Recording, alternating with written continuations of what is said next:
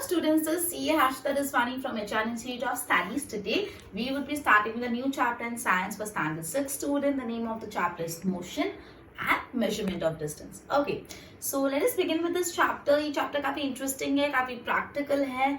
So हम activities के through इस चीज की बातें समझेंगे. चलो let's start. तो सबसे पहले हम 10.1 से स्टार्ट करते हैं, स्टोरी ऑफ ट्रांसपोर्ट. ये ट्रांसपोर्टेशन सिस्टम चालू कैसे हुआ, ट्रांसपोर्ट की कहानी पढ़ते हैं. So first topic is 10.1 which is story of transport. Transport की कहानी. Long ago, people did not have any means of transport. काफी टाइम पहले लोगों के पास कुछ ट्रांसपोर्ट का मीन्स नहीं होता था. They used to move from one place to another either on their back. They used to move only on foot and carry goods either on their back or use animal.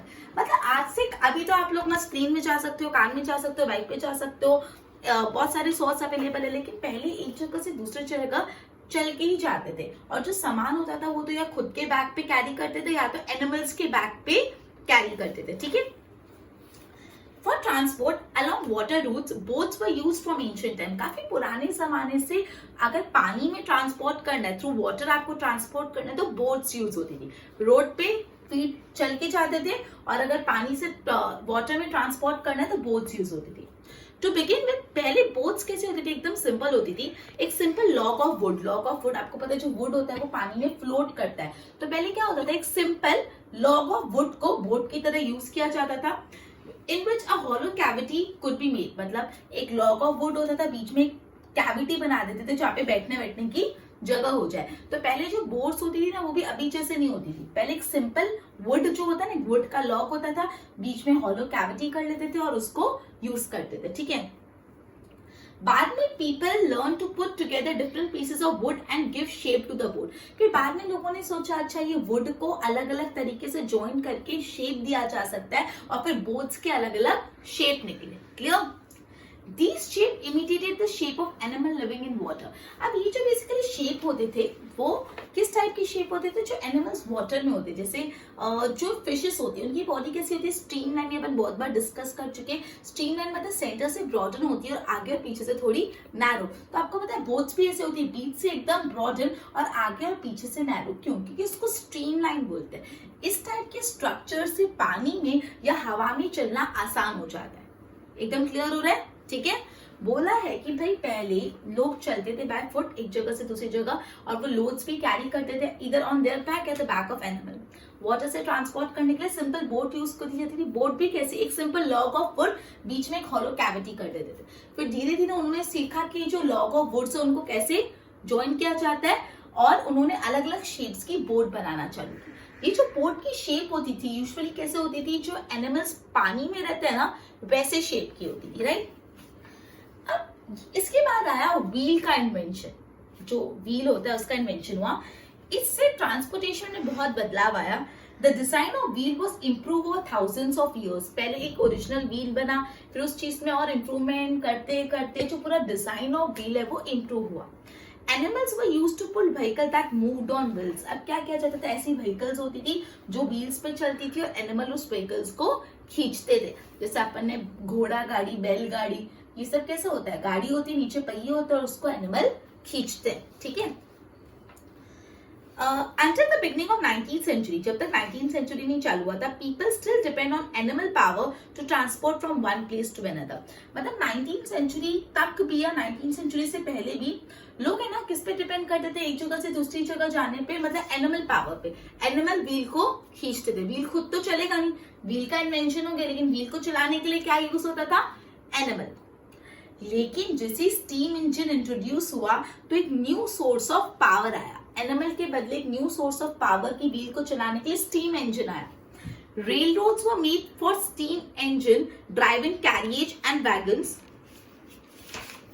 Letter on came automobiles आए, motorize boats. पहले boats motor वाली नहीं होती थी, उसको चलाना पड़ता था. ठीक है. फिर मोटराइज बोट्स बनने लगी जो ऑटोमेटिक मतलब मोटर से चलती है. The early year of 1900 saw the development of aeroplane. और 1900 के टाइम एरोप्लेन भी डेवलप हो गए.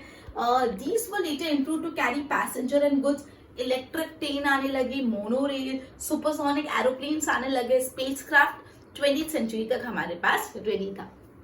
ओके, फिगर 13.10 हमको डिफरेंट मोड्स ऑफ ट्रांसपोर्ट बताता है, ठीक है। बिफोर दैट ये था अपना 10.1 जो था स्टोरी ऑफ ट्रांसपोर्ट। एक बार रिकैपिटुलेट कर लेते हैं। तो बोला है कि भाई पहले लोग एक जगह से दूसरी जगह ट्रैवल करने के लिए वो फुट से जाते थे, चल के जाते थे, और जो भी उनके पास लोड होता था, गुड्स होता था, ये तो वो खुद की बैग पे कैरी करते थे या तो एनिमल्स की। और अगर वाटर का रास्ता तय करना पड़ता था तो वो कैसे जाते थे? Through boat.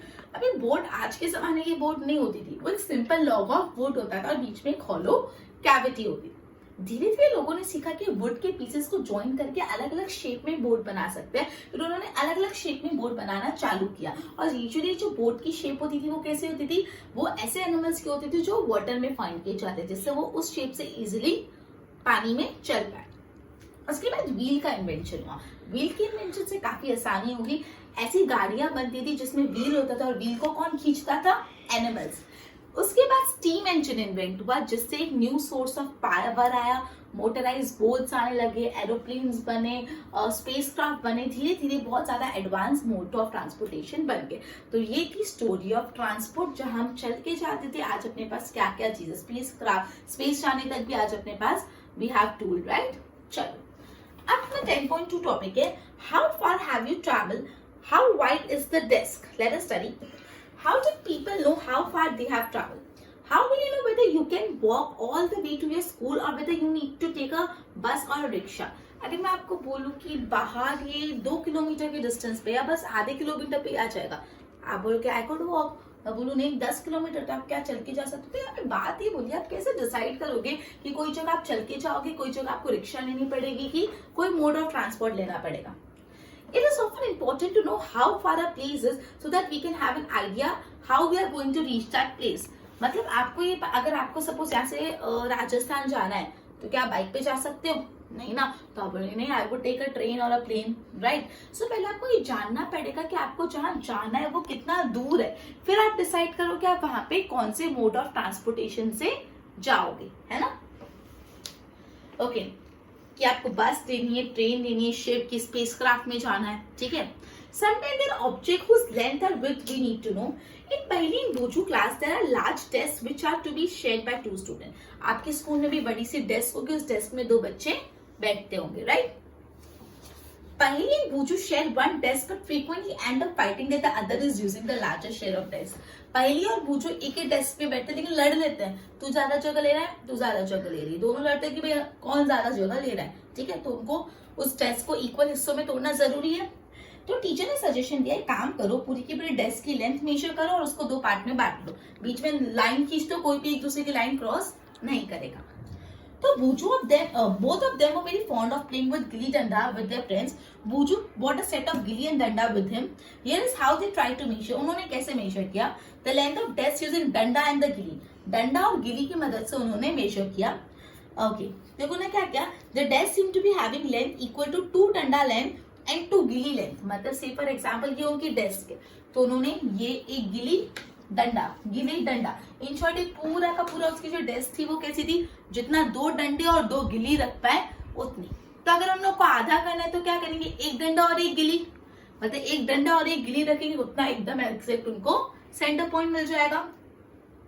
वही बात बोली आता, few months the mark lines get wiped out, और उन्होंने लाइन मार्क करी, थोड़े महीने के बाद वो लाइन घुस गई, निकल गई, ठीक है। Buju now has a new set of gilli danda as he lost his old. Here is how the length of the desk seemed to measure using the gilli and danda. Okay, तो देखो 10.1 बोला measuring the length of desk with the gilli danda and फिर उन्होंने दूसरे गिली डंडा से major किया, तो पहले जो लेंथ था उससे डिफरेंट आया, ठीक है। Hello, now when the measured with the new set of gilli danda, the desk length seemed to be about 2 danda length and 1 gilli length with a small length still left. जब उन्होंने पहले गिली डंडा से major किया था तब क्या था, 2 डंडा 2 गिली। अभी क्या हुआ, 2 डंडा 2 डंडा 1 गिली और उसके बाद छोटा सा पार्ट रह जाता था, मतलब एक पूरी गिली यहाँ पे उतना पार्ट नहीं होता, तो 2 डंडे पूरे आ गए, गिली पूरी है, और फिर थोड़ा सा पार्ट रह गया, एक और गिली की जगह नहीं रही, तो ये तो कम हो गया। What would you suggest? Paheli and Buju to measure the length of whole desk. Can they use a cricket wicket, whatever, right? One thing they could do is to take a small length of string and make 2 points on it this will be a string length. They can measure the width of the desk in the string length. How can they use a string to measure the distance less than the length of string? They can fold the string and mark it into 1/2, 1/4 and 1/8. Now perhaps Paheli and Buju can measure the exact length of the desk using string. एक string ले सकते हैं, उस string का पहले 2 हिस्से कर लो exact, फिर 4 1/2 1/4 हिस्से करो और फिर measure करके उसको half part में divide कर दो. Buju has been reading about the way people used to measure distance before such standard scale were observed. अब Buju ये सोच रहे थे लोग पहले कैसे measurement करते होंगे. There are so many occasions when we come across to a need to measure length. Tailor को कपड़ा measure करने के लिए वो इंच टेप से measure करते हैं, कितना क्लोथ है आपने देखो ऐसे से करके वो measure करते हैं, राइट. कारपेंटर को भी measurement चाहिए कि जो उनको कबर्ड बनाना है उसके लिए कितना वुड काटना पड़ेगा. फार्मर को भी जानना पड़ेगा कि उसके एरिया का लेंथ और ब्रेथ कितना है, कितने बीच बोन है. Suppose you ask how tall you are, you want to tell the length of straight line from top of your head to the how long is the broom. मतलब अलग अलग चीजें आपको मेजर करनी. ठीक है. सो नेक्स्ट टॉपिक है अपना सम मेजरमेंट. हमने अभी तक क्या पढ़ा कि स्टोरी ऑफ ट्रांसपोर्ट पढ़ी, फिर अपन ने ये पढ़ा कि आप पूछो पहले उनके डेस्क को कैसे मेजर करेंगे. अब है सम मेजरमेंट. एक्टिविटी परफॉर्म करनी है, activity 1 and activity 2. So gets it ready. Okay. Work in group and each of you do this activity 1 by 1 using your foot as a unit of length. आपका जो foot है ना वो आपका एक unit of length है. Measure the length and breadth of the classroom. आप क्या करो, 1 पाउंड चलो, 1 2 3 ऐसे चलते कितने कदम चले, जितने आप कदम चले उतना फुट आप ये क्लास की लेंथ है. सिमिलरली क्लास की just a minute, similarly class की ब्रेथ भी अपने फुट से मेजर करो. ठीक है. Okay. It may be possible that while measuring these you may find some part remain to be measured as it is smaller than your foot. अब चलते चलते ऐसा हुआ कि आप ऐसे पॉइंट पे आगे कितनी सी जगह बची और आपका फुट इतना बड़ा है नहीं कि वहां पे आ पाए, है ना. Use a string to measure the length of part of your foot as you have did before. Activity 2 में आपको क्या करना है, work in group and each must of you do with. अब आप हैंड स्पैन लो. ठीक है. आप अपनी डेस्क, जैसे मुझे ये मेरी डेस्क इसको मेजर करना है तो देखो 1 2 3 4. अब देखो यहाँ पे आधा हुआ, 4.5. तो ये जो पूरा बोर्ड है वो कितना है, मेरे हाथ के हिसाब से 4.5. मेरा हैंड स्पैन का 4.5 है, right. We see that measurement means the comparison of an unknown quantity with some known quantity. This known fixed quantity is called unit. The result of a measurement is expressed in two parts. One part is number, the other part is unit. अगर मैं आप बोल रही हूँ यहाँ से आपका घर 5 किलोमीटर है तो 5 आपका नंबर है और किलोमीटर आपकी यूनिट है. तो हमेशा आप डिस्टेंस को आप हमेशा मेजरमेंट को एक यूनिट और एक नंबर होता है और उसके पीछे हमेशा क्या होती है, यूनिट होती है. Clear. For example, in activity 1, the length of the room is found to be 12 length of your foot. तो आप लिखोगे 12 is a number and foot length is a unit selected for measurement. आप बोल रहे कि जब आपने पाउंड से मेजर किया तो आपका मेजरमेंट जो है 12 फुट लेंथ, 12 आपकी पाउंड की लेंथ, तो आप 12 फुट लेंथ लिखोगे. 12 आपका नंबर और फुट लेंथ आपका unit of measurement. Clear. Okay. Now study the measurement. आपने जो 10.1 और 10.2 पढ़ो. 10.1 में अपन ने पाउंड से मेजर किया था और 10.1 में अपन ने हैंड स्पैन से मेजर किया. 3 बच्चों का आप स्टडी करो. क्या सबका मेजरमेंट इक्वल है? Perhaps the result could be different. Obviously same. अब मेरा हाथ इतना है, क्या पता आपका हाथ बड़ा हो, छोटा, आपका इतना सही हो. तो ऑब्वियसली क्या पता आपका 5 5.5 हाथ का हो, किसी का हाथ मुझसे भी बड़ा हो तो 2 में खत्म हो जाए. 2 में तो ऐसे पॉसिबल नहीं, 3 में खत्म हो जाए. ठीक है. Therefore, when you tell your measurement using your hand span or length of foot as unit to other, they will not able to understand how big the actual length is unless you know the length of your hand span. मैं बोल रही हूँ कि ये board है ना, मेरे hand का 4.5 वाला पार्ट है, 4.5 जितना है. तो आपको क्या पता मेरा हैंड कितना है, तो आप कैसे 4.5 आप कैसे एस्टिमेट करोगे. अब आपका हैंड बड़ा हो या छोटा हो तो अपना तो मेजरमेंट कभी भी मैच होगा ही नहीं. We see therefore that some standard units of measurement are needed. तो ये जो हैंड स्पैन और फुट से मेजरमेंट करे वो स्टैंडर्ड यूनिट ऑफ मेजरमेंट नहीं है. हमको कुछ स्टैंडर्ड यूनिट ऑफ मेजरमेंट चाहिए जो सब जगह कॉमन हो. ठीक है. That do not change from one person to another. अब हम पढ़ेंगे 10.4 स्टैंडर्ड यूनिट ऑफ मेजरमेंट क्या है. In ancient time, the length of foot, width of finger, and distance of the steps were commonly used to determine different measurement. People of Indus Valley civilization must have used very good measurement of length because we see evidence of excavation of perfectly geometric construction. बोला Indus Valley civilization का जब हम extract करते हैं तो हमको दिखता है इतना परफेक्टली जियोमेट्रिकल कंस्ट्रक्शन किया, मतलब उन्होंने मेजरमेंट का सिस्टम बहुत अच्छा यूज किया होगा. A cubit is a length from the, अब याद देखना क्यूबिट मतलब क्या होता है, CUBIT, cubit, CUBIT. Cubit is a length from elbow to the fingertips that was used in ancient Egypt.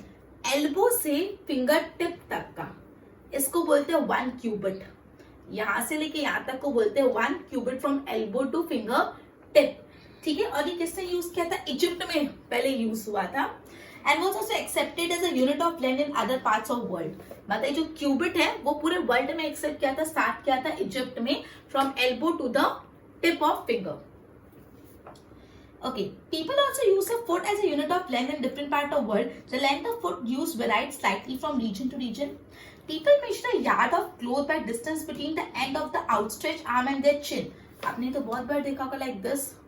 ठीक है, तो वो कपड़े को कैसे मेजर करते हैं, outstretched arm और chin, 1, 2, 3 ऐसा मेजर करते हैं. ठीक है, Roman measured with their pace or step. In ancient India, smaller length measurement used were angul and muthi. Angul मतलब उंगली, मुट्ठी मतलब फिस्ट. तो एक फिस्ट, 2 फिस्ट, एक उंगली, 2 उंगली ऐसे बताते थे measurement. Even today we see flower seller using their forearm as a unit of length for garland in many towns of India. काफी जगह आपने ये चीज देखा होगा. हर इंसान की बॉडी साइज डिफरेंट होती है, तो देयर मस्ट बी कंफ्यूजन हो जाता है. 1970 में एक फ्रेंच ने क्रिएट किया स्टैंडर्ड यूनिट ऑफ मेजरमेंट जिसको बोलते हैं मेट्रिक सिस्टम. तो अब हमको मिला एक standard unit of measurement in the year 1790, और एक किसने दिया, फ्रेंच ने दिया एक standard unit of measurement, standard unit of measurement जिसको बोलते हैं हम metric system. Is it clear to you? आगे बढ़ते हैं. Okay, for the sake of uniformity, scientists all over the world have accepted the standard unit of measure. This system unit is now used as international system of unit, इसको हम SI unit बोलते हैं. International system of unity जो French ने metric system develop किया 1970 में, आज तक पूरे वर्ल्ड में यूज किया जा रहा है एसआई यूनिट से. आपने पढ़ा होगा ना इसका एसआई यूनिट क्या होता है, metre, kilometre. Okay, also showing a metre scale is shown in figure 10.6. Okay, आपको नीचे 10.6 एक स्केल दिख रही है. Also shown is the 15 centimetre scale of geometry box. Each metre is divided into 100 equal division called centimetre. मतलब एक metre के अंदर कितने सेंटीमीटर्स होते हैं, 100 सेंटीमीटर. एक मीटर के अंदर कितने सेंटीमीटर, 100. और सेंटीमीटर प्योर मिलीमीटर में डिवाइडेड होता है. एक सेंटीमीटर के अंदर 10 मिलीमीटर होता है. मतलब एक मीटर में 100 सेंटीमीटर होते हैं और एक सेंटीमीटर में 10 मिलीमीटर होता है. मतलब 1 metre is equal to 100 centimetre and 1 centimetre is equal to 10 millimetre. Clear? For the measuring large distance हम लोग को और बड़ा लेंथ यूज करना पड़ेगा जिसको बोलते हैं kilometre.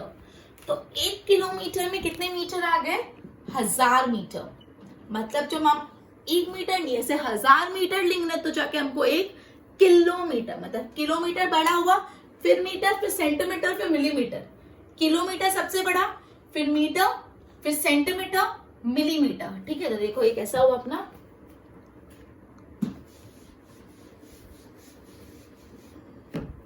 Kilometre, metre, centimetre, millimetre. Kilometre से मिलीमीटर, 1 किलोमीटर में कितने मीटर है, 1000.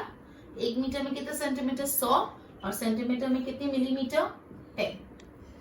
1110 ऐसे लर्न कर लेना. Now we can repeat all the measurement that we have done. Okay, ठीक है. Okay students, तो आज अपने चैप्टर में 10.1 किया स्टोरी ऑफ ट्रांसपोर्ट. फिर उसके बाद अपने 10.2 किया, how far have you reach, desk कैसे मेजर करेंगे। 10.3 में हमने कुछ मेजरमेंट चेक किया, हाथ का, फुट का। एंड 10.4 फाइनली हमको पता चला कि फ्रेंच ने कैसे एसआई यूनिट बनाई द ईयर 1790। ओके, सो हमने 10.1, 10.2, 10.3 एंड 10.4 आज फिनिश किया है। हम नेक्स्ट सेशन में 10.5 से कंटिन्यू करेंगे। Till then good bye.